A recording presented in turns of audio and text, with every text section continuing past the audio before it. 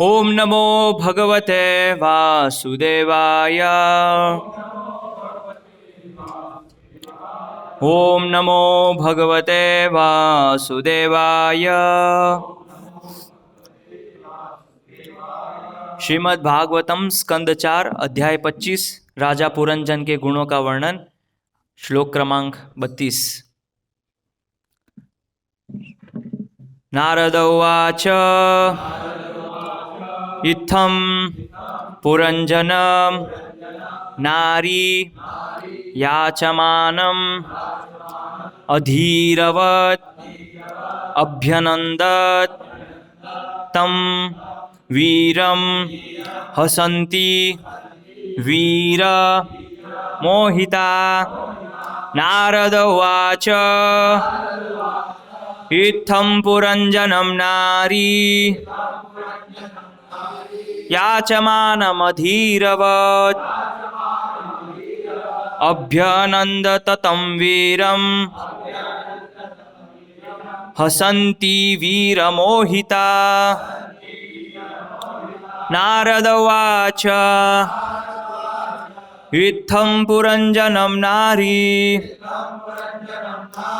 याचमानमधीरवत् अभ्यनंदत तं वीरं हसन्ति वीरमोहिता। नारद उवाच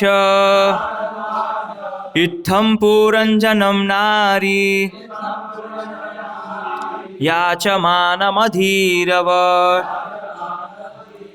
अभ्यनंदत तं वीरं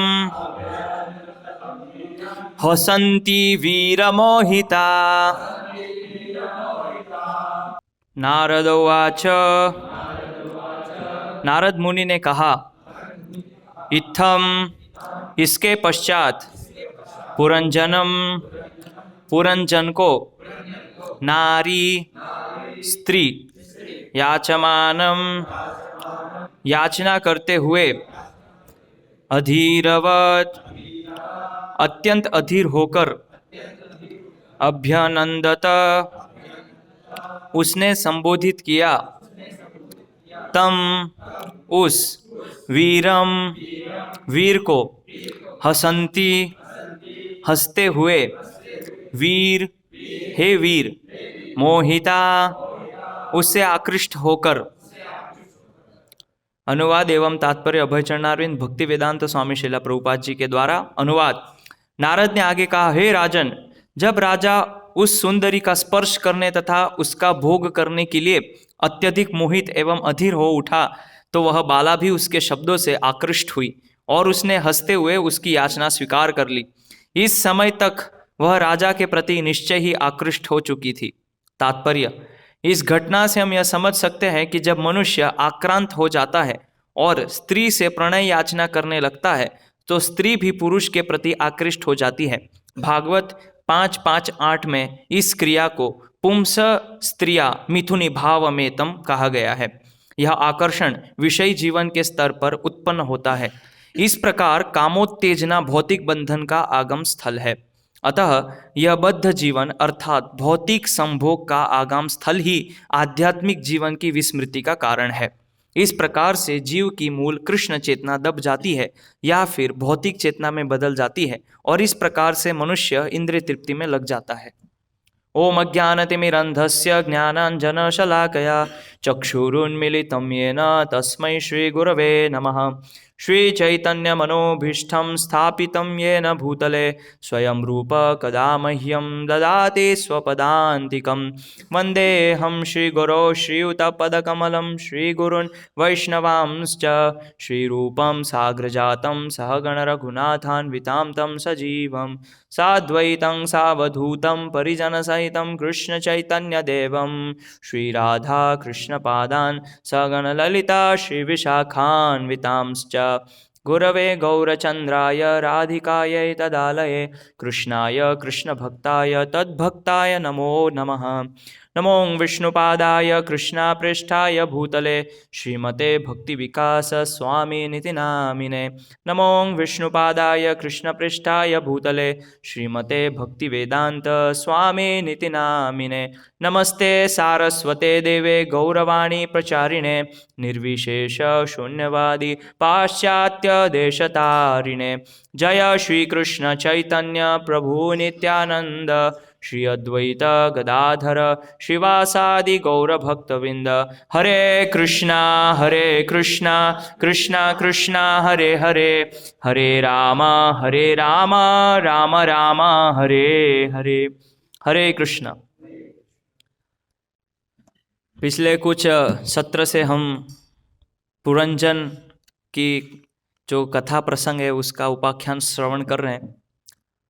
उसके अंतर्गत हम यहाँ देख रहे हैं कि किस प्रकार नारद मुनि प्राचीन बर्हिषद को पुरंजन, ये जो एक ऐसे कोई व्यक्ति नहीं है लेकिन एक इल्यूजन, एक भ्रामक कथा है, वो तुलना कर रहे हैं।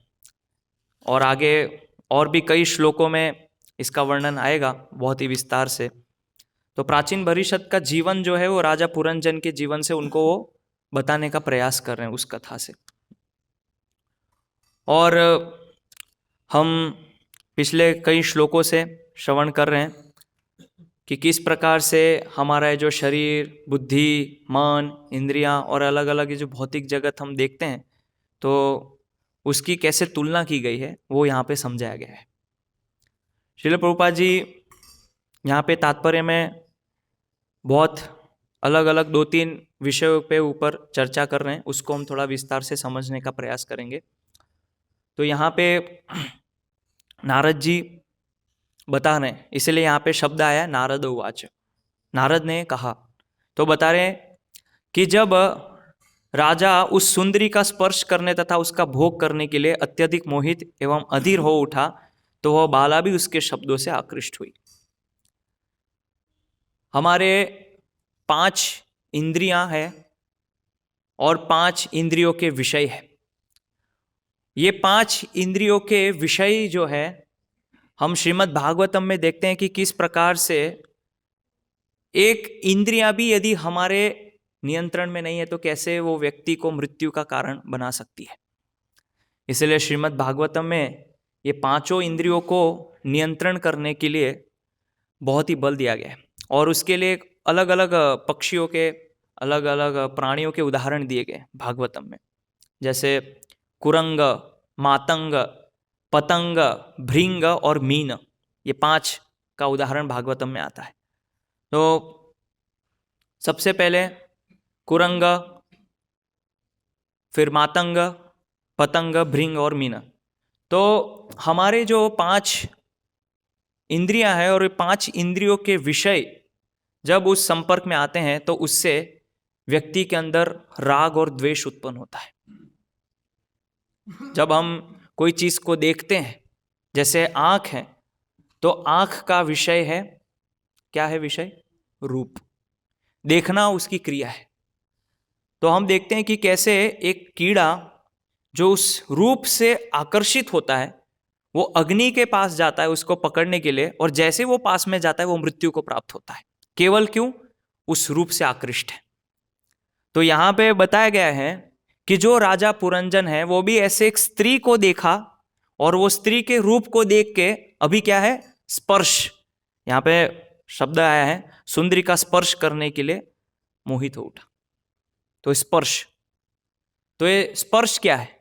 त्वचा जो है, त्वचा का विषय क्या है? स्पर्श। तो ऐसे ही हम ये जो त्वचा भगवान ने हमको दी है उससे हम अलग अलग वस्तुओं को स्पर्श करते हैं। कोई वस्तु कड़क है, कोई वस्तु नरम है, हम अनुभव करते हैं स्पर्श से। तो उसी प्रकार ये जो राजा पुरंजन है वो सुंदर रूप को देख के उसको भी स्पर्श करना चाहता है। ऐसे ही हम जब बाहर भौतिक जगत में जाते हैं तो हम बहुत सारी चीजें देखते हैं अपनी आंखों से।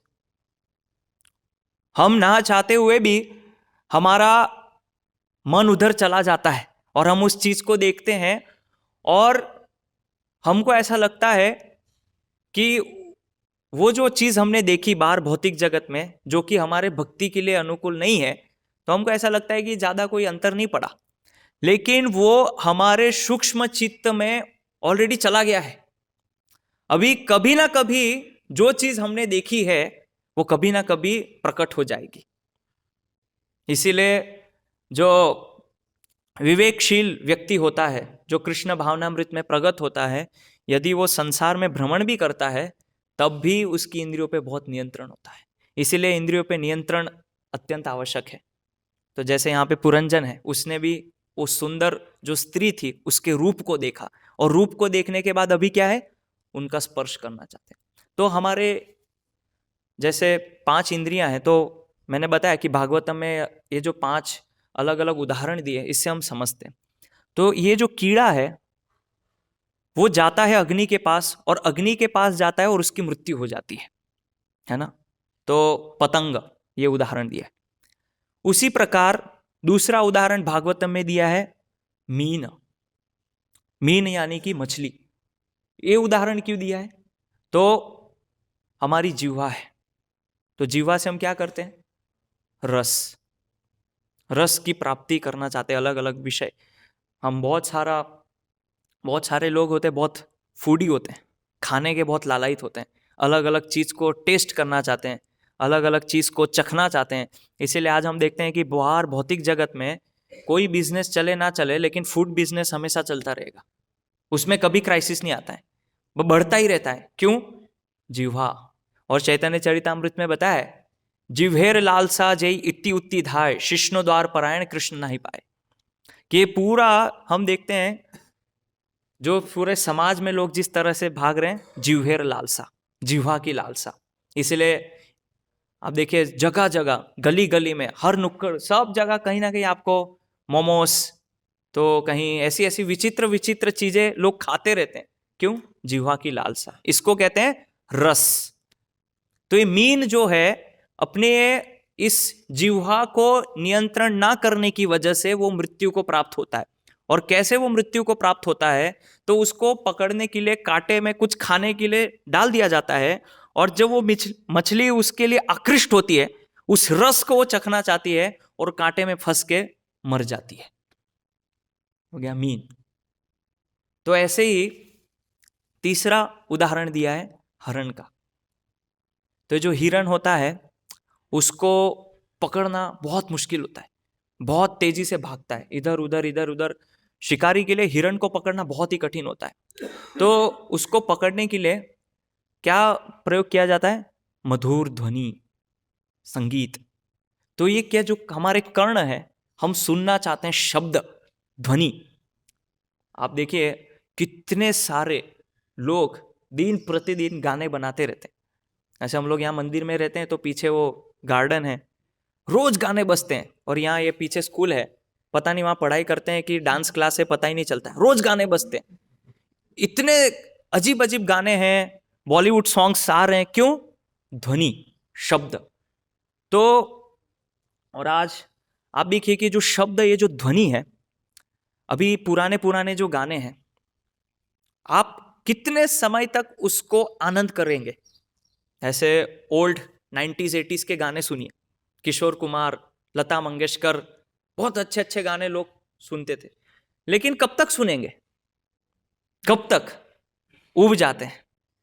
तो लेकिन हम देखते हैं कि ये जो कानों के लिए जो प्रिय है ध्वनि, शब्द, हम ये हरे कृष्ण महामंत्र कितना सनातन और कितना पुरातन है।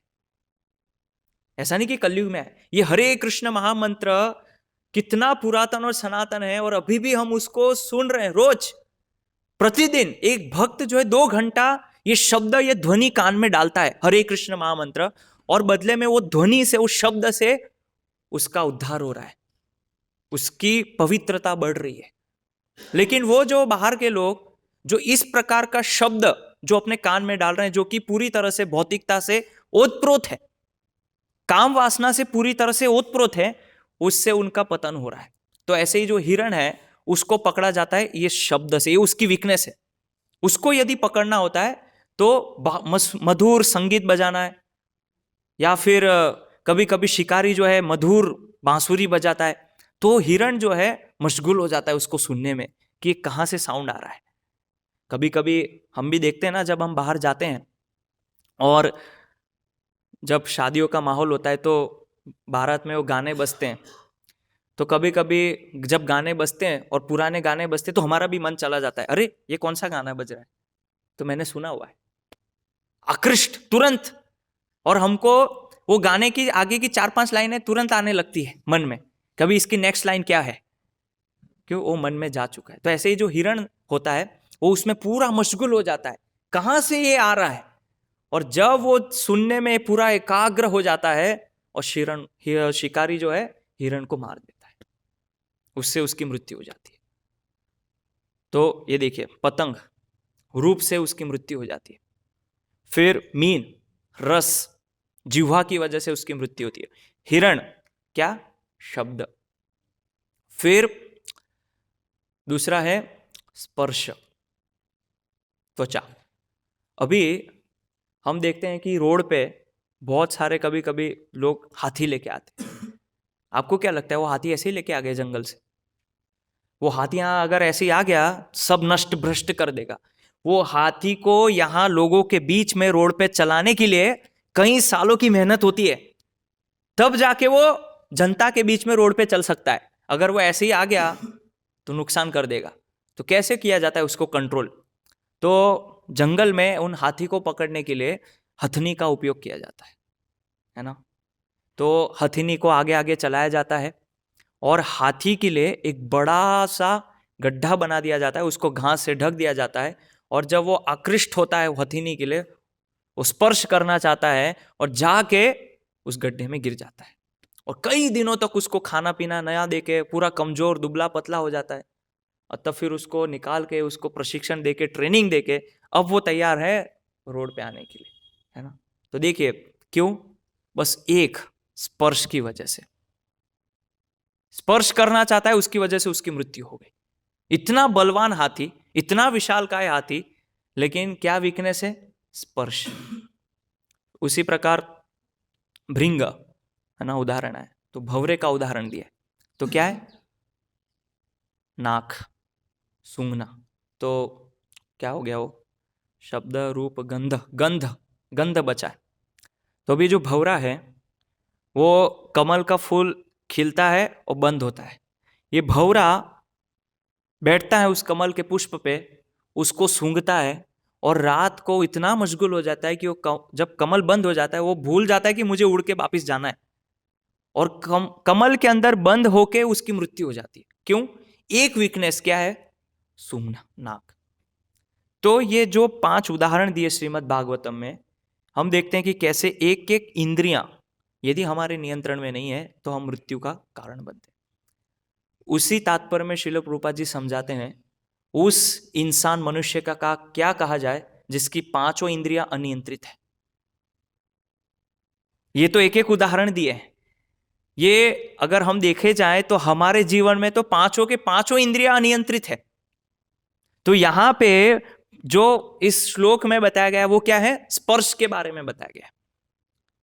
तो इसीलिए आप देखिए, ये जो ब्रह्मचर्य जीवन है, ये ऐसा नहीं कि ब्रह्मचारी आश्रम के लिए ब्रह्मचर्य जीवन है।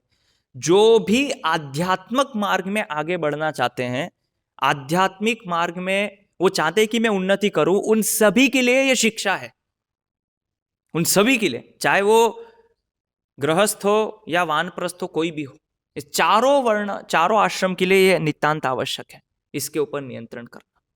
इसीलिए हम देखते हैं कि हमारी आंख, ये जो हम इतना आकृष्ट होते हैं रूप से, इसीलिए क्या बताया गया, प्रेक्षणम। 8 चीजें बताई गई है। ऐसा नहीं कि केवल ब्रह्मचारी को सचेत रहना चाहिए, हर एक सभ्य पुरुष को, क्योंकि सभ्य समाज में मर्यादाएं होती है। जिस समाज के अंतर्गत मर्यादा नहीं होती है वो समाज सभ्य समाज नहीं कहलाता है। इसीलिए ब्रह्मचारी पुस्तक महाराज उसमें लिखते हैं, श्रीधर स्वामी का श्लोक उद्धृत करते हैं, स्मरणम कीर्तनम केली प्रेक्षणम गुह्य भाषणम। तो क्या बता रहे उसमें, प्रेक्षणम, देखना। और हम श्रीमद् भागवतम में देखेंगे 2 वृत्तांत मुझे याद है, मेरे स्मरण में, यदि आप लोग को ज्यादा हो तो आप मुझे बता सकते हैं कि जहां पे देखने मात्र से उस व्यक्ति का पतन हुआ, वो ना किसी स्त्री के संपर्क में आया, ना स्त्री से वो मिला, केवल देखने मात्र से उसने वो पतित हो गया, केवल देखने से। 2 उदाहरण तो मुझे स्मरण है भागवत से, कोई बताना चाहेंगे? अजामिल और सौभरी मुनि, ये 2 वृत्तांत थे। अभी अजामिल जो है उसके अंदर सारे ब्राह्मणत्व के गुण थे, धर्माचरण करते थे, सब कुछ था, लेकिन क्या किया? देखा। किसको देखा? शूद्र और शूद्राणी को आलिंगन करते हुए जंगल में देखा, और वहां से उसका पतन चालू हो गया। तो कभी कभी हमें लगता है अरे देख लिया तो क्या हो गया, देखने से क्या होता है? बहुत कुछ होता है। इसीलिए जो हमारे भक्ति के लिए अनुकूल नहीं है, हम कभी कभी मोबाइल चलाते हैं ना, कभी कभी शॉर्ट्स देखते हैं, रील्स देखते हैं, तो हमें लगता है इससे क्या होता है, ये देखने से क्या होता है? ये जो भी हम देखते हैं वो हमारे सूक्ष्म चित्त में एकत्रित हो जाता है और कभी ना कभी वो प्रकट हो जाएगा। जैसे यह अजामिल था, इसने जब देखा एक स्त्री को और शूद्राणी को कि कैसे एक स्त्री पुरुष आलिंगन कर रहे हैं, चुंबन कर रहे हैं, तो इस प्रकार के दृश्य को जब उसने देखा, पूरा पतित हो गया। और क्या क्या गया पतित होके? भगवान की पूजा अर्चना सेवा छोड़ दी, ब्राह्मणों का वैष्णवों का तिरस्कार करने लग गया, सभी तरह के अधर्म कृत्य, पाप कृत्य करने में वो प्रवृत्त हो गया। फिर सौभरी मुनि का वृत्तांत देखते, वो तो कभी ऐसे कोई यौन क्रिया में संयुक्त नहीं थे, लेकिन क्यों उनका पतन हुआ? मात्र देखने से। इसीलिए हमारे आंख के ऊपर बहुत ही नियंत्रण होना चाहिए, क्या चीज हम देखते हैं, क्या चीज हम सुनते हैं, क्योंकि ये हमको ऐसा लग सकता है तुरंत कि इससे कोई ज्यादा फर्क नहीं पड़ता है, लेकिन ये रिजल्ट तभी नहीं दिखेगा, कुछ समय बाद वो दिखेगा उसका रिजल्ट। इसीलिए जो बच्चे होते हैं, बच्चे, छोटे छोटे बच्चों को क्यों हम बोलते हैं नहीं ये मत देखो, मोबाइल पे बोलते हैं ना ये मोबाइल में मत देखो, ये न्यूज़पेपर ये मत देखो, ये ऐसा मत करो, ऐसा मत करो, ये गाने मत सुनो, ऐसी पिक्चरें मत देखो, क्यों बोलते हैं? बच्चों को क्यों बोलते हैं ऐसा? क्योंकि हम बहुत चिंतित हैं, सतर्क है अपने बच्चों के लिए कि ये किसी भी प्रकार के दुष्प्रभाव से उससे ग्रसित ना हो जाए। हम चाहते हैं कि ये आगे चल के एक चरित्रवान, एक संस्कारवान बच्चा बने, इसीलिए हम उसको इस सब चीज से दूर रखते हैं। ठीक है, बच्चों को तो नियंत्रण कर दिया, लेकिन हमको नियंत्रण कौन करेगा? हम तो बच्चों को कंट्रोल कर सकते हैं, लेकिन हम जो कि इतने बड़े हो गए हैं, हमको कौन करेगा कंट्रोल? कि अरे प्रभु जी, माता जी, ये यूट्यूब ये रील्स मत देखिए। हमको तो कोई कंट्रोल करने वाला नहीं है। या जब हम बाहर जाते हैं और हम इस प्रकार के सब दृश्य देखते हैं, पूरी अश्लीलता से भरे हुए, है ना, किस तरह के स्त्रियों ने कपड़े पहने हैं, किस तरह के बिलबोर्ड्स हैं, ये सब चीजें जब हम देखते हैं, क्या इसका हमारे भक्ति जीवन में प्रभाव नहीं पड़ता है? नहीं पड़ता है? पड़ता है। तो हमें लगता है कि नहीं क्या हो गया, देख लिया तो 2 मिनट ही तो देखा, क्या हो गया उससे? बहुत फर्क पड़ता है। इसीलिए जब हम बाहर जाते हैं, जो कि हम देखते हैं कि मंदिर के बाहर परिधि से जैसे ही बाहर जाते हैं, वो क्या है, ये जो काला गेट है इस्कॉन मंदिर का, है ना, बड़ा सा गेट इस्कॉन मंदिर का, इसके अंदर जब आप कदम रखते हैं, मतलब ऐसा समझिए विरजा नदी के उस पार आ गए आप। और जैसे ही इस्कॉन मंदिर गेट के बाहर गए, मतलब विरजा नदी के इस पार आ गए, वहां से भौतिक जगत चालू हो जाता है। इसलिए जैसे ही आप बाहर जाएंगे, सबसे पहले बड़े बड़े बिल बोर्ड्स दिखेंगे, एडवर्टाइजमेंट दिखेगा। ये क्या कर रहे हैं? ये जितने भी एडवर्टाइज है, बिल बोर्ड्स है, ये क्या कर रहे हैं?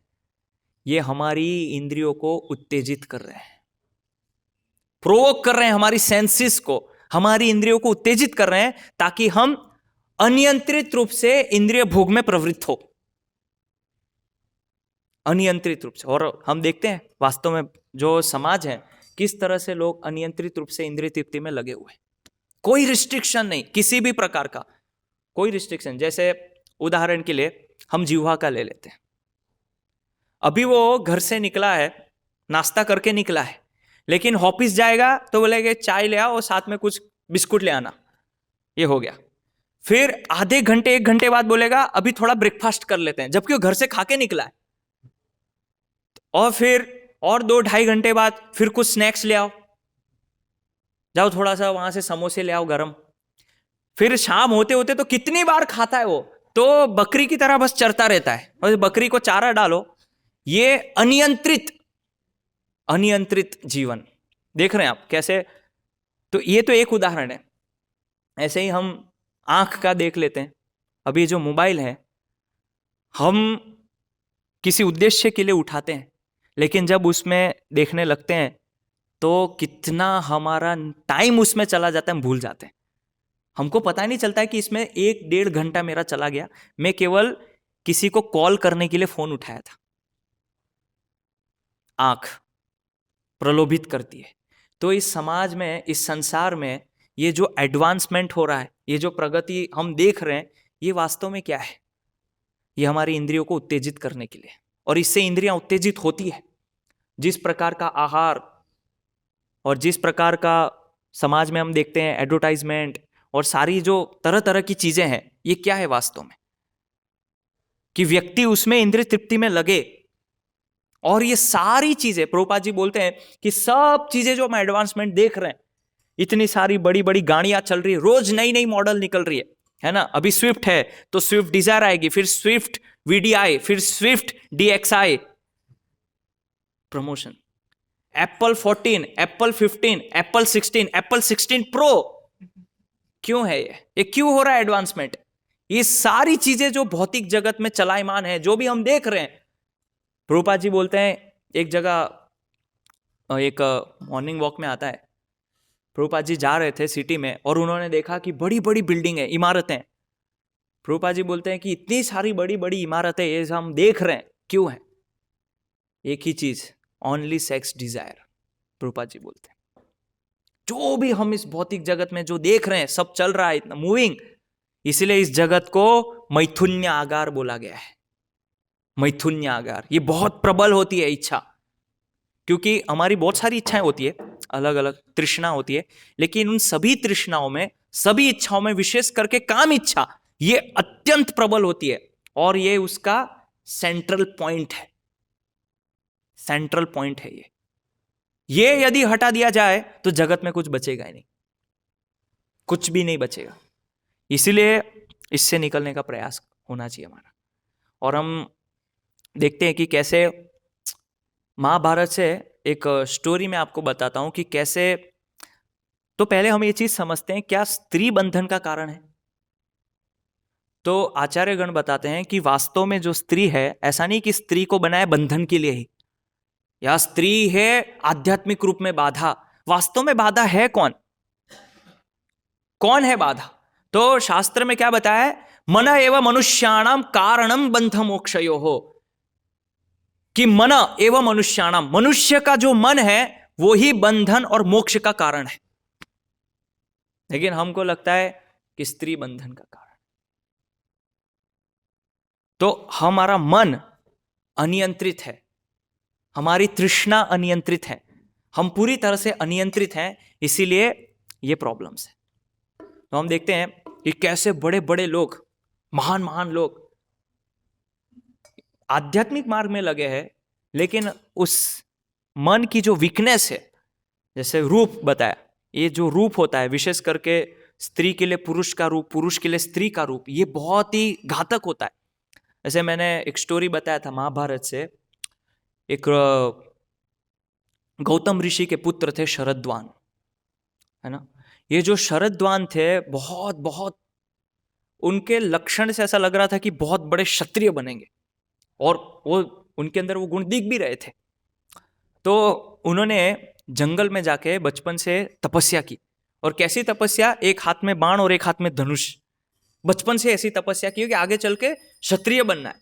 और इतनी भयंकर तपस्या कि इंद्र को भी डर लगने लग गया कि अगर ये ऐसी तपस्या करेगा तो क्या हो जाएगा। तो इंद्र उनकी तपस्या में बाधा जो कि एज यूजुअल हर कथाओं में होता है, जो हम देखते ही हैं, सुनते ही हैं, अप्सरा को भेज देते हैं।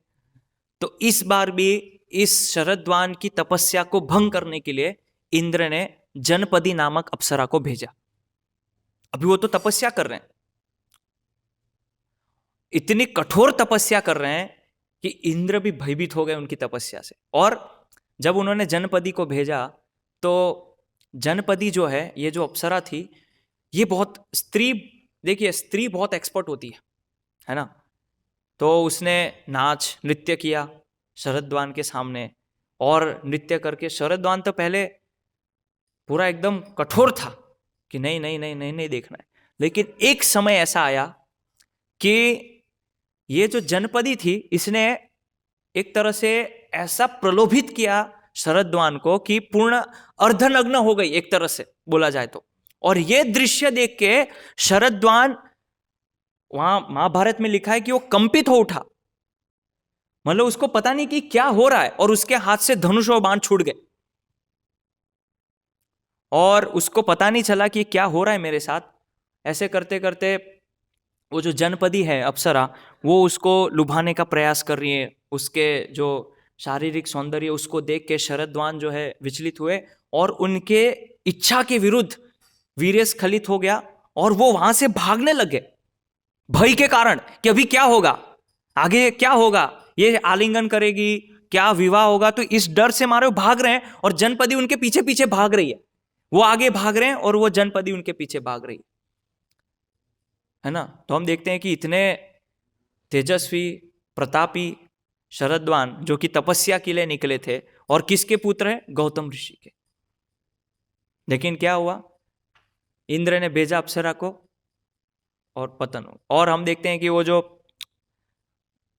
उनका जो वीर्य वहां पे गिरा, उसके फलस्वरूप 2 विभाग हो गए, और उससे 2 पुत्र का जन्म हुआ। तो उसी समय महाराज शांतनु वहाँ जंगल में गए थे, और जंगल में वहाँ देखा कि उनके जो मंत्री और सैनिक है, उन्होंने देखा कि वहाँ 2 बच्चे पड़े हुए। तो उन्होंने 2 बच्चों को उठाया, और वो धनुष बाण लिया, और राजा को बताया कि ऐसे ऐसे वहाँ पे पड़े हुए मिले थे। तो शांतनु महाराज उनको लेके जाते हैं अपने वहाँ महल में, और उनको बड़ा करते हैं, उनके ब्राह्मणों के द्वारा उनका संस्कार करते हैं। और चूंकि वो शांतनु महाराज के अध्यक्षता में, उनकी अधीनता में बड़े हुए थे, इसलिए उनका नाम कृपा और कृपी रखते हैं, जिसको हम कृपाचार्य कहते हैं। तो हम देखते हैं कि कैसा उनका जन्म हुआ। फिर उसी तरह हम देखते हैं कि उनकी कथा आती है भरद्वाज ऋषि की। भारद्वाज ऋषि, तो भारद्वाज ऋषि जो है, ये स्नान कर रहे थे, और स्नान करते करते जब वो बाहर निकले, तो वहां पे उसी समय बहुत सारे अप्सराओं के साथ एक अप्सरा थी धृतिचि। जब वो धृतिचि को देखते हैं, और इतनी सारी वहां पे अप्सराएं हैं, खाली रूप को देख के वो धृतिचि को देखते हैं, और देख के उनकी इच्छा के विरुद्ध, वहां पे महाभारत में फिर वर्णन आता है, उनका भी वीर्य स्खलन होता है, और वो एक मिट्टी के पात्र में उस वीर्य को रखते हैं, और वहां से द्रोणाचार्य का उत्पन्न होता है ना। तो कहने का मतलब क्या है कि हम यदि अपने मन को नियंत्रण नहीं करते हैं, तब ये सब समस्या है। तो जैसे जो पुरुष होता है, वो स्त्री को जब देखता है, तो उसके अंदर स्वाभाविक एक आकर्षण जागृत होता है। उसी प्रकार स्त्री जब कोई एक पुरुष को देखती है, जो कि सामर्थ्यवान है, बलशाली है, सौंदर्यवान है, ऐश्वर्य है, इस प्रकार के गुण जब वो किसी पुरुष में देखती है, तो वो स्त्री चाहती है कि इस पुरुष से यदि मेरा विवाह हो तो मेरा जीवन सफल हो जाएगा। उसी प्रकार एक पुरुष सोचता है, किसी स्त्री को जब देखता है, उसकी मधुरता को, उसकी सौंदर्यता को जब देखता है, तो स्वाभाविक उसके अंदर उस स्त्री के लिए काम भावना जागृत होती है। लेकिन ये सारी चीजों से क्या बचा जा सकता है, प्रश्न ये है, क्या इससे हम बच सकते हैं, इसका कोई उपाय है? और गुरु महाराज विशेष करके ये ब्रह्मचार्य पुस्तक आप पढ़ेंगे तो उसमें बताते हैं कि चाहे गृहस्थ जीवन भी क्यों ना हो, उसमें भी अनियंत्रित यौन जीवन किस प्रकार से दुख का कारण बनता है, और उससे किस प्रकार हमारी जो शरीर के जो मिथ्या अभिमान की पहचान है वो और बढ़ती जाती है, बलवती होती जाती है। इसीलिए रूप गोस्वामी पद्यावली में वर्णन करते हैं, तो कहते हैं कि सारी ये जो चीज़ें हैं इससे निकलने के लिए क्या करना चाहिए। तो कहते हैं कि कोई केसरी वस्त्र धारण करने से, ये भगवा वस्त्र धारण करने से, ना ही तपस्या करने से, ना ही मौन व्रत धारण करने से, ना ही जंगल में एकांतवास करने से, और ना ही किसी भी प्रकार का दर्शन की चर्चा करने से इस सबसे मुक्त हुआ जा सकता है। यदि मुक्त हुआ जा सकता है तो लेश मात्र भी यदि हमारे अंदर भगवान कृष्ण के लिए भक्ति है, उस भक्ति के बल पे हम इन सारी चीजों से बाहर निकल सकते हैं। ये बताया गया रूप गोस्वामी द्वारा। तो ये जब हम भौतिक जगत में कोई स्त्री किसी पुरुष का सौंदर्य देखती है, या कोई पुरुष जब किसी स्त्री का सौंदर्य देखता है, तो हम इस चीज से बाहर निकलने के लिए हमको ये सोचना चाहिए कि वास्तव में जो सौंदर्य का जो शिरोमणि है, जहां से सौंदर्य प्रकट हो रहा है, वो कहां से आ रहा है? भगवान कृष्ण से।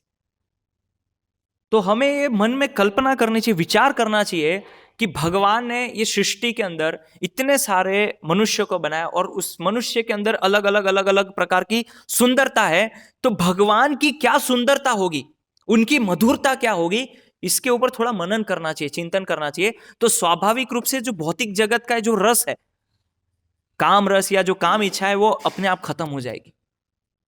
इसीलिए जब हम भगवान का दर्शन करते हैं तो केवल हाथ जोड़ के वहां खड़े नहीं होना है, वास्तव में मैं भगवान की जो सुंदरता है उसका मनन चिंतन करके हम इस चीज से बाहर निकल सकते हैं।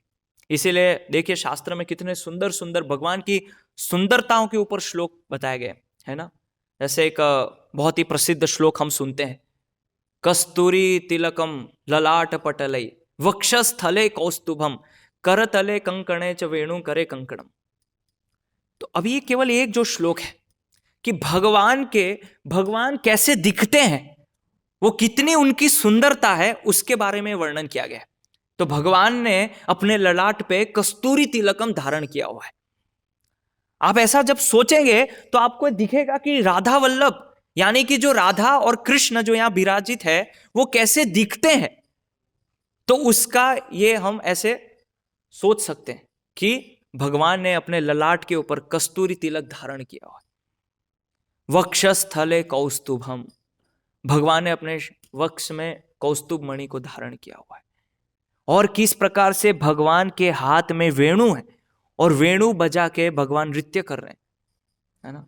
गोपस्त्री परिवेष्टितो हृदयते गोपाल चूड़ामणि, कि भगवान जो है गोपियों के पालन करता है और उनके मध्य में भगवान जो है रास नृत्य कर रहे हैं। तो ऐसा अद्भुत जब हम भगवान की सुंदरता का वर्णन करते हैं या सुनते हैं, तो हम ये सारी जो भौतिक जो सुंदरता है वो फीकी पड़ जाती, फीकी है ना। लेकिन जब हमें भगवान कृष्ण के प्रति कोई आकर्षण नहीं होता है, या भगवान कृष्ण की सुंदरता के प्रति थोड़ा बहुत भी आकर्षण नहीं है, तो ये चीज़ हमको बाधा उत्पन्न करती है। तो जो गृहस्थ भक्त हैं, जो गृहस्थ आश्रम में रहते हैं, तो वहाँ तो स्त्री है और वहाँ पुरुष है, तो क्या वो बंधन है? कभी कभी बोलते हैं, बहुत सारे लोग बोलते हैं कि प्रभु जी गृहस्थ जीवन है, बंधन है, पूरा बाहर निकलना है इससे।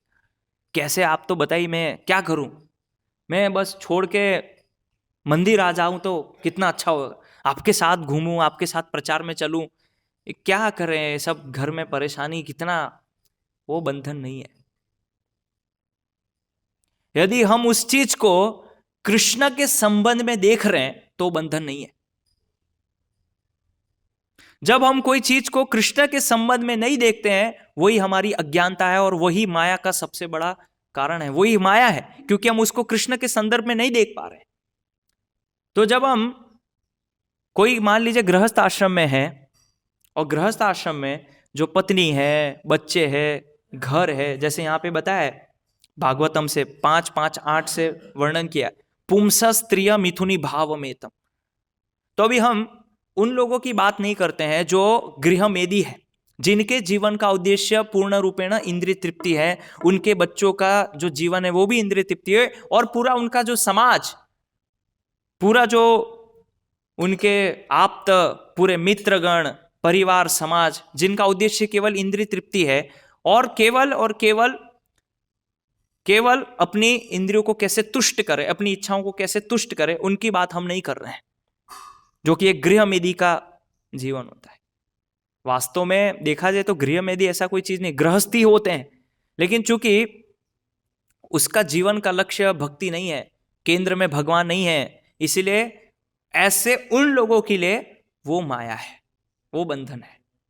लेकिन हम उन लोगों की बात कर रहे हैं जो कि वैष्णव है, कृष्ण भक्ति में लगे हुए हैं, उनके घर में रोज कीर्तन होता है, भगवान को भोग लगता है, आरती होती है, माता जी जो है भागवतम पढ़ती है, वो भी माला का जप करती है, उनके पति है वो भी भागवतम पढ़ते हैं, माला का जप करते, पूर्ण रूपेण कृष्ण भक्ति में लगे हुए हैं।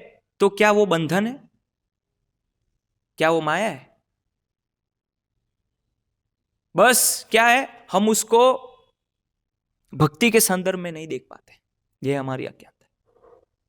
तो इसका मतलब तो ऐसा हुआ कि जितने भी गृहस्थ भक्त है जो पूर्ण अपने शक्ति से, सामर्थ्य से भगवान की सेवा करने का प्रयास कर रहे हैं, पूरी अपनी शक्ति उसमें लगा रहे हैं, तो फिर ऐसा कहेंगे कि जितने भी गृहस्थ है सब माया है, सब माया में पड़े हुए हैं।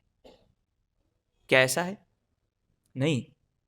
तो हमको ये समझना है कि ये जो बच्चे हैं ये भगवान के द्वारा भेजे हुए जीव है, तो उनको कैसे कृष्ण भक्ति में हम लगाएं, उनको कैसे महान कृष्ण भक्त बनाएं।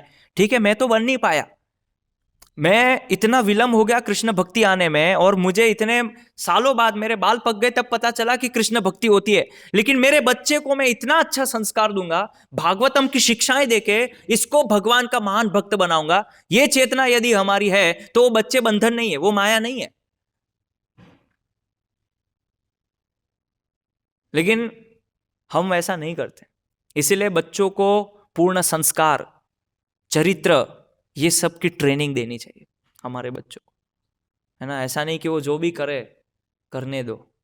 बच्चे अबोध होते हैं, उनको नहीं पता है कि हमको क्या करना है जीवन। तो ये माता पिता जो कि कृष्ण भक्त है, जो भी गृहस्थ दाम्पत्य जो कृष्ण भक्ति में लगे हैं, उनका एक बहुत बड़ा कर्तव्य, जिम्मेदारी है। देखिए, हम लोग यूथ प्रीचिंग करते हैं, युवाओं को जोड़ते हैं, हम कांग्रीगेशन गृहस्थों को जोड़ते हैं, और कई सारे प्रोजेक्ट है इस्कॉन में। लेकिन हम देखते हैं कि बच्चों को ट्रेनिंग, बच्चों को संस्कार, क्योंकि अक्सर ऐसा देखा जाता है कि जो कृष्ण भावना भावित गृहस्थ दाम्पत्य है उनके ही बच्चे भक्त नहीं होते हैं। ये बहुत बड़ी विडंबना है। क्यों?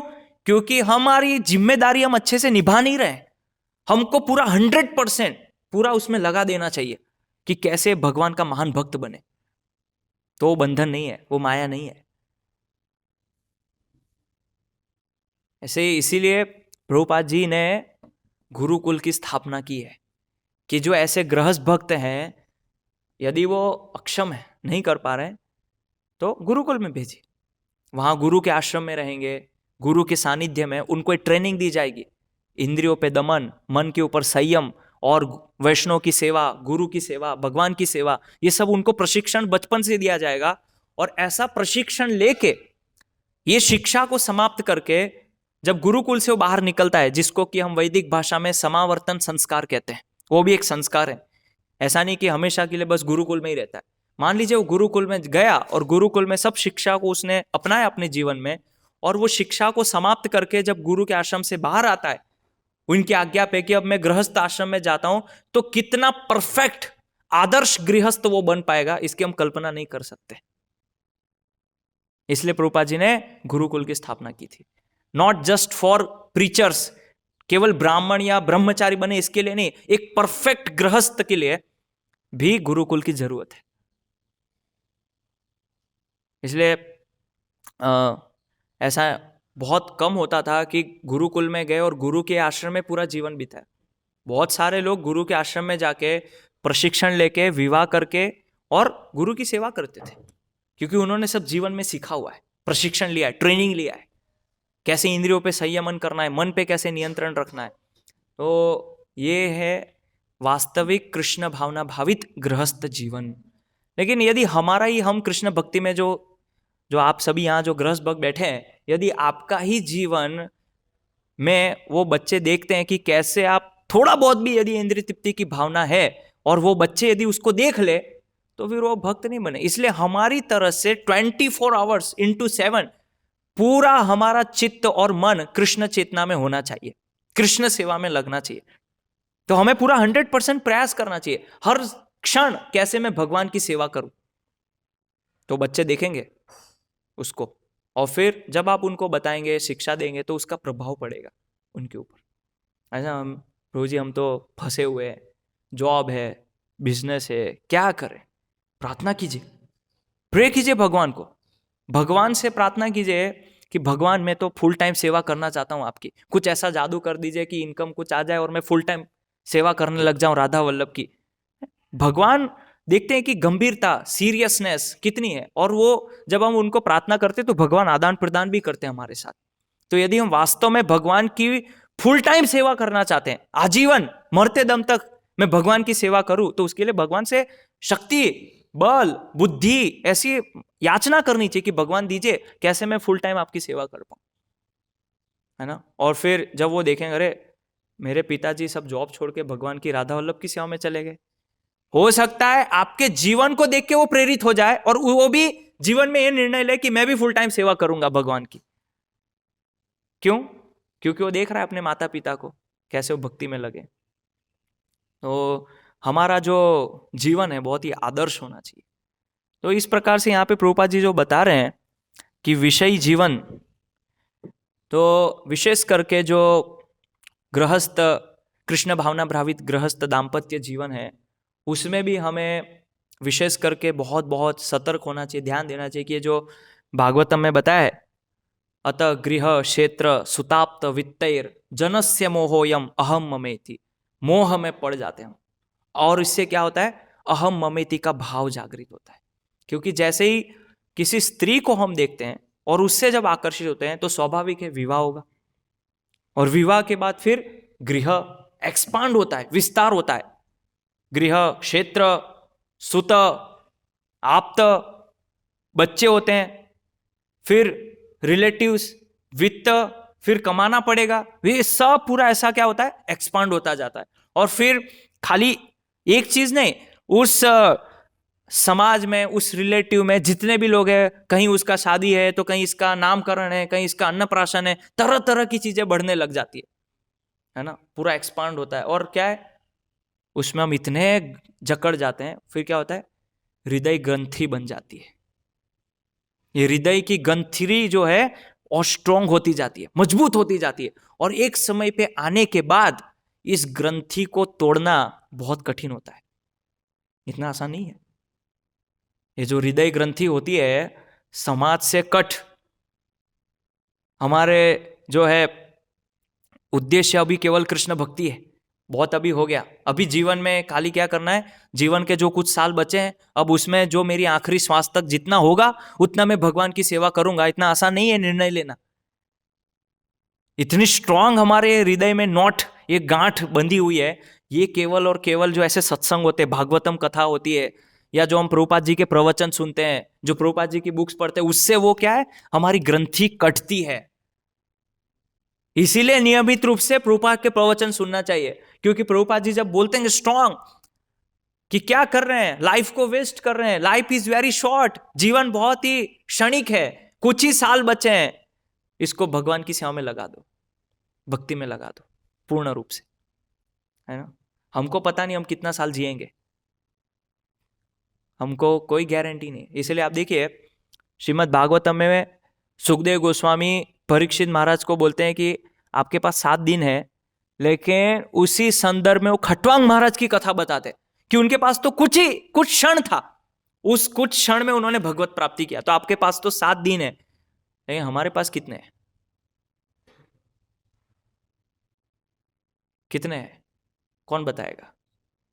मेरा क्वेश्चन है आप सभी से, जो हम यहाँ पे भगवान राधा वल्लभ विराजित है, हमारे लिए बहुत अच्छी अपॉर्चुनिटी है, अवसर है कि हम तरह तरह से भगवान की सेवा में लगे, लेकिन उसमें भी भक्त लोग जो है आलस्य करते हैं, सेवा में आनाकानी, सेवा में भाग नहीं लेना और उत्साह नहीं दिखाना सेवा में। तो ये मेरा प्रश्न है कि हमारे पास कितना समय है, और ये क्वेश्चन का जो उत्तर दे देगा वो महान भक्त है, मैं घोषणा करता हूं। इसका उत्तर कौन देगा? कितना क्षणिक, कौन उत्तर देगा इसका? इसका कोई उत्तर नहीं है। इसीलिए जितना समय है भगवान की सेवा में लगा दे, क्योंकि हमें नहीं पता है। तो हमको इस चेतना से जीना चाहिए कि आज मेरा आखिरी दिन है। भगवान की सेवा के बिना यदि मैं मर गया तो मेरे जीवन पे धिक्कार है कि आज के दिन में मंगला आरती में राधा वल्लभ का दर्शन नहीं किया और मेरी मृत्यु हो गई। धिक्कार है। भगवान की सेवा नहीं कर पाया, राधा वल्लभ आए थे लेकिन मैं सेवा नहीं कर पाया, तो हर दिन इसी सोच में जीना चाहिए कि आज ये मेरा लास्ट दिन है। तो फिर क्या होगी? तीव्रता आएगी। मान लीजिए आज मेरा लास्ट दिन है, तो आपको इस जिज्ञासा से, इस उत्कंठा से, इस उत्सुकता से भक्ति करनी चाहिए। अरे मरने से पहले भागवतम नहीं पढ़ा तो, चैतन्य चरितामृत नहीं पढ़ी तो मरने से पहले खत्म करना है इसको। तो कितनी तीव्रता होगी भागवतम पढ़ने में। फटाफट पढ़ लो। आज ही मर गया तो चैतन्य चरितामृत पढ़ लो फटाफट। आज ही मर गया तो चलो आज कुछ भगवान की सेवा करके आता हूं। ऐसे इससे हमारा जो ये हृदय ग्रंथि है ये खत्म होता है। इसीलिए इतना अच्छा हमको सेवा का अवसर है। सारे बच्चे, हमारी पत्नी, रिलेटिव, सबको लेके आइए मंदिर, उनको कृष्ण भक्ति से जोड़िए, कृष्ण सेवा में नियोजित कीजिए। तो फिर वो जो है अहम ममेति का जो भाव है, सब मेरा मेरा, फिर हम अपनी चेतना को बदल के मंदिर में जब आएंगे तो कृष्ण के लिए, ये राधा वल्लभ के लिए, ये पैसा मेरा नहीं है, ये राधा वल्लभ को देना है, घर राधा वल्लभ की सेवा में है। इस चेतना में जब हम आ जाएंगे, अपनी चेतना को परिपूर्ण करना है। अभी अशुद्ध है चेतना, तो इसको शुद्ध करना है। इसीलिए एक वास्तविक परफेक्ट, एक आदर्श जो गृहस्थ, कृष्ण भावना भावित गृहस्थ जीवन जो है वो कभी भी बंधन या माया नहीं हो सकती। यदि दोनों ही कृष्ण भक्ति है, बच्चे भक्त हैं, पूरे रिलेटिव को हम कृष्ण भक्ति देने का प्रयास कर रहे हैं, तो ऐसे धीरे धीरे हम बाहर निकल के वानप्रस्थ की तरफ प्रयास करें। ये उद्देश्य रखें कि अभी समाज में बहुत जिम्मेदारी निभाई, अभी बहुत कर लिया, अभी 50 साल हो गए हैं, तो अभी चलो भगवान की सेवा में लगते हैं, है ना। लेकिन योजना बनानी चाहिए, प्लानिंग करना चाहिए। तो भगवान से ऐसे हम प्रार्थना करेंगे तो भगवान सुनते हैं, आदान प्रदान करते हैं वैसा। तो यहाँ पे वही बताया कि हमको भी ये जो सारी तुच्छ चीज़ें हैं, विशेष करके जो कृष्ण भावना भावित गृहस्थ जीवन है ना, सो समाज के जो छोटे छोटे चीज़ें, न्यूज़पेपर पढ़ना, है ना, और कुछ न्यूज़ देख लेना मोबाइल में, थोड़े शॉर्ट्स देख लेते हैं, थोड़े रील्स देख देते हैं, ये सभी प्रकार की इंद्रिय तृप्ति से हम मुक्त हो। ये जो छोटी छोटी जो हमारे अनर्थ हैं, इससे हम बाहर निकले, और हमारा जो भी समय बचा है कैसे हम कृष्ण भक्ति में लगाए, कृष्ण सेवा में लगाए, इसके लिए प्लानिंग करना चाहिए, उसके लिए योजना बनाई चाहिए कि घर बैठे बैठे भी मैं क्या सेवा कर सकता हूं भगवान के लिए, है ना। इसलिए हम 6 दिन अपने घर को मंदिर बनाते हैं, लेकिन आखिरी 7वां जो दिन होता है संडे को, मंदिर को घर बनाना है। तो संडे को जब आप घर से यहाँ मंदिर आते हैं तो मंदिर ही आपका घर है, यहीं मंगला आरती में आना है, यहीं सेवा करना है, ऐसे करते करते शाम तक मंदिर में ही रहना। 6 दिन तो हम घर में रहते हैं, घर में हम करते हैं मंदिर बनाने का प्रयास, कीर्तन करते हैं, भगवान को भोग लगाते हैं, लेकिन एक दिन संडे को, एक दिन उतना तो हम कर सकते हैं। बल्कि हमको ये सोचना चाहिए कि जो भी हम ये जो भौतिक जगत में जो सारी चीज़ें जो चल रही उसमें जो हम लगे हुए हैं, उसमें से हमको देखना चाहिए कि कितने घंटे मैं भगवान की सेवा में दे रहा हूं, कितने घंटे हम अपने आप को खाने पीने में, सजने संवरने में, इधर उधर जाने में। अभी आप मान लो किसी की शादी है, वहां चले गए, कितने घंटे बर्बाद होंगे। ऐसे कुछ ना कुछ कितना समय हम वेस्ट कर रहे हैं बॉडी के लिए। तो इसीलिए ऐसा नहीं है कि जो स्त्री और पुरुष घर में रह रहे हैं, साथ में रह रहे हैं, तो पूरा बंधन है या माया है, नहीं, ऐसा नहीं है। उसको भगवान के संदर्भ में देखना पड़ेगा। लेकिन फिर भी सावधान रहना है कि जो गृहस्थ है और इवन ब्रह्मचारी सन्यासी के लिए तो ये है ही कि उनको बहुत ही सतर्क रहें। जैसे हम देखते हैं कि रामायण में भी जो लक्ष्मण जी हैं कैसे मर्यादा में माता सीता से बात कर रहे हैं, है ना, और उनको चरणों में देख के बात कर रहे हैं, उनको फेस टू फेस बात नहीं कर रहे। तो ऐसे ही चाहे वो गृहस्थ हो तो भी उसको ये सब नीति नियमों का जो सूक्ष्म विधि विधान है उसका पालन करना चाहिए, है ना। और माता जी जो होते हैं, जो माता होती है, उनको भी ऐसे मर्यादा में रहते हुए सभ्य आचरण करना चाहिए, चाहे वो गृहस्थ हो या ब्रह्मचारी कोई भी हो, क्योंकि ये सभ्य समाज में मर्यादाएं होती है। इसीलिए जैसे वैदिक समय में आप देखेंगे तो मर्यादा क्या थी, अपना चेहरा नहीं दिखाएंगे, है ना। ऐसे हम लोग अभी मैं वृंदावन गया था तो वहाँ देखा गांव में बहुत सारे माताजी अभी भी पल्लू जो है पूरा सर के ऊपर मुंह पे ढका हुआ है, अभी भी ये मर्यादा। तो ऐसे किस तरह बात करना है, कैसे बात करना है, जब भी हम, चाहे वो गृहस्थ हो, यदि आप गृहस्थ पुरुष भक्त से भी बात कर रहे हैं उसमें भी मर्यादा होनी चाहिए। ब्रह्मचारी सन्यासी तो होनी ही चाहिए। और उसी प्रकार जो गृहस्थ पुरुष है उनको भी माताजियों से बात करते समय मर्यादाओं का ध्यान रखना चाहिए। इसीलिए सब हमारी माता है ना। शास्त्र में माताएं बताइए ना, गुरु माता, राजमाता, ब्राह्मण माता, ब्राह्मण की जो पत्नी वो माता है, पृथ्वी माता, गाय, धात्री, सब माता समान। तो जो माता है उनको भी समझना चाहिए कि मैं माता हूं, तो एक माता कैसे व्यवहार करें अपने पुत्र से, है ना। तो कभी कभी हम क्या है, मॉडर्न का इतना शिकार हो चुके हैं तो हम मर्यादाएं भूल जाते हैं, पुरुष भी और स्त्री भी मर्यादा भूल जाते हैं, मर्यादा का कोई ध्यान नहीं रहता है। इसीलिए सतर्कता से, सावधानी से हम, चाहे गृहस्थ हो, ब्रह्मचारी हो, तो यदि हमारा भाव शुद्ध है, हम भगवान की सेवा के लिए ही केवल जो है यहाँ आए हुए हैं, तो ये चीज़ हमको प्रॉब्लम नहीं करेगी, समस्या नहीं करेगी। लेकिन जहाँ मर्यादा का उल्लंघन करते हैं, शास्त्र के जो नीति नियम है, जो सूक्ष्म विधि विधान है, उसका उल्लंघन करते हैं, तो फिर प्रॉब्लम है। तो सतर्क हैं।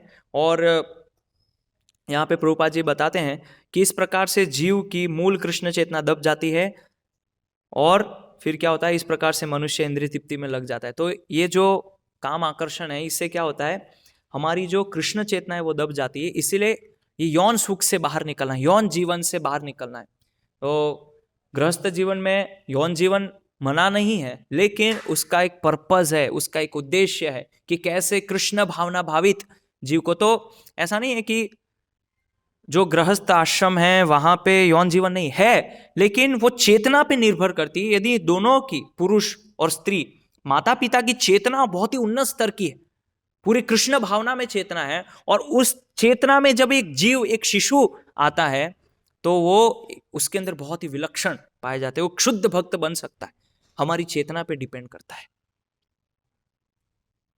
इसीलिए ये सब जो प्रभुपाद जी बोलते थे कि जैसे गृहस्थ जीवन में यदि हम कोई शिशु को अपने घर में आमंत्रित करना चाहते हैं तो प्रभुपाद जी क्या बोलते थे, 50 राउंड्स करो, 50 माला करो, पति और पत्नी। और 50 राउंड्स करने के बाद पूर्ण कृष्ण चेतना में ये समझते हुए कि भगवान के महान भक्त बने, इस चेतना में कि भगवान आप भेजिए किसी शिशु को, इस चेतना में, शुद्ध चेतना में जब किसी स्त्री और पुरुष का संग होता है और वो जब शिशु आता है, गुरु महाराज जी ब्रह्मचार्य बुक में लिखते हैं कि ऐसी उन्नत कृष्ण भक्त माता के दूध पान से उसके अंदर ऐसी भक्ति भी और बढ़ती है, उससे वो ज्ञान होता है, ऐसे महाराज लिख रहे हैं बुक में।